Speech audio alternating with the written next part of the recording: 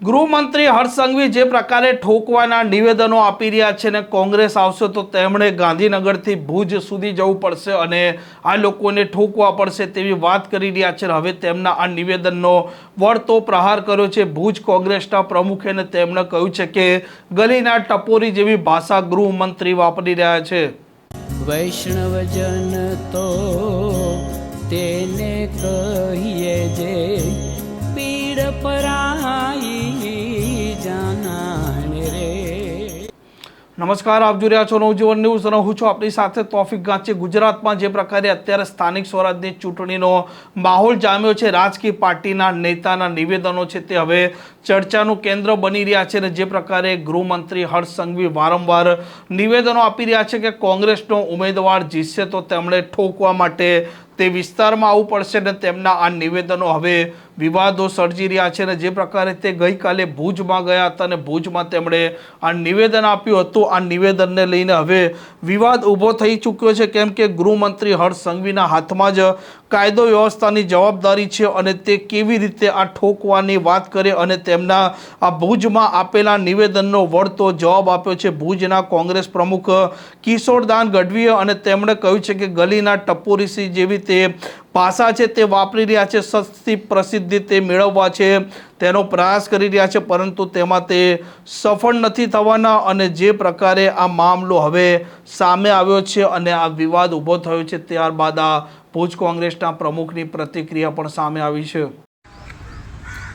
રાજ્યના નાયબ મુખ્યમંત્રી અને ગૃહમંત્રી ગઈકાલે ભુજમાં આવી રોડ શો કરી ગયા અને એમણે ભાષણ કર્યું।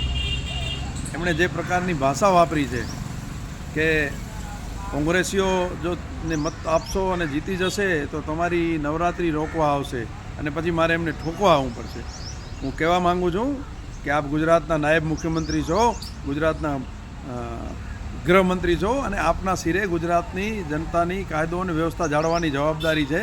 આપ આવી ગલીના ટપોરી જેવી ભાષાનો પ્રયોગ કરી અને માત્ર સસ્તી પ્રસિદ્ધિ મેળવવાના જે પ્રયાસો કરી રહ્યા છો એ અમને ખબર છે। આજે તમારા ભાઈ બીજા આવી રહ્યા છે હૈદરાબાદથી, એ હવે આનો જવાબ આપશે। આપ બંને ભેગા મળી અને કચ્છના લોકોને જે દિશામાં લઈ જઈ અને ભાજપને રાજકીય ફાયદો પહોંચાડવાનો પ્રયાસ કરી રહ્યા છો એ નિંદનીય છે કેમ કે ભુજમાં છેલ્લા 30 વર્ષથી કચ્છમાં સાંસદ આપના છે, ભુજમાં ધારાસભ્ય લગભગ 1990થી ભારતીય જનતા પાર્ટીના છે, 40 વર્ષથી નગરપાલિકામાં ભાજપનું શાસન છે, છેલ્લે 36 નગરસેવકો હતા। એમણે જો કામ કર્યું હોય તો આપને ગાંધીનગરથી અહીંયા આવવાની જરૂર ન પડે। આપના ભાજપના નેતાઓની જે નિષ્ફળતા છે એને ઢાંકવા માટે આપણે આવા હલકી પ્રકારના જે કૃત્યો કરવા પડે છે એ બંધ કરો। અને જે તમે વાત કરો છો કે ગરબી બંધ થશે, આજે પણ અમે હિન્દુ છીએ અને કોંગ્રેસમાં જ છીએ અને કોઈ કોંગ્રેસવાળો નવરાત્રિ બંધ કરાવવા નથી જતો। કોંગ્રેસના લોકોએ નવરાત્રિના આયોજનો કરે છે અને ભૂતકાળમાં કોંગ્રેસની સરકાર હતી ત્યારે આખી રાત સવારે 7-7 વાગ્યા સુધી નવરાત્રિ ચાલુ રહેતી હતી, કોઈ બંધ નહોતો કરાવતો।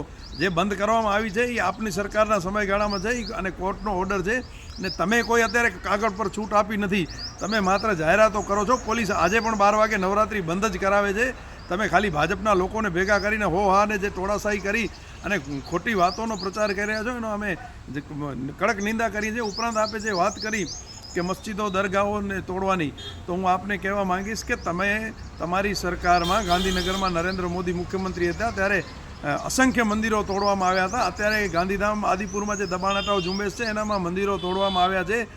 રાજકોટ જંગલેશ્વરમાં જે દબાણ હટાવ ઝુંબેશ ચાલી એમાં 4 મંદિરો તૂટ્યા છે। વારાણસીમાં જ્યાંથી નરેન્દ્ર મોદી સાંસદ છે ત્યાં પણ અસંખ્ય મંદિરો તોડવામાં આવ્યા છે। એટલે તમે ખાલી આવી ભ્રામક વાતો ફેલાવી અને પ્રજાના મતો મેળવવા માટેનું જે પોલરાઇઝેશન કરી રહ્યા છો, જે ધ્રુવીકરણનું રાજકારણ કરી રહ્યા છો એ કચ્છમાં સફળ થશે નહીં। કચ્છ એ કોમી એકતાની મિસાલનો પ્રદેશ છે અને આ પ્રદેશમાં તમારા આવા હીન પ્રયાસો સફળ થશે નહીં।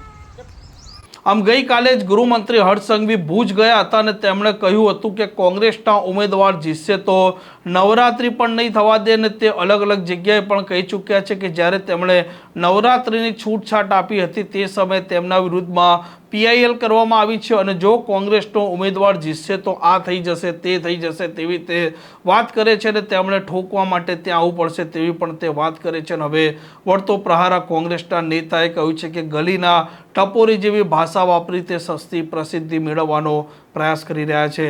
આ પ્રકારના સમાચાર માટે નવજીવન ન્યૂઝ ચેનલ સાથે જોડાયેલા રહો। નમસ્કાર।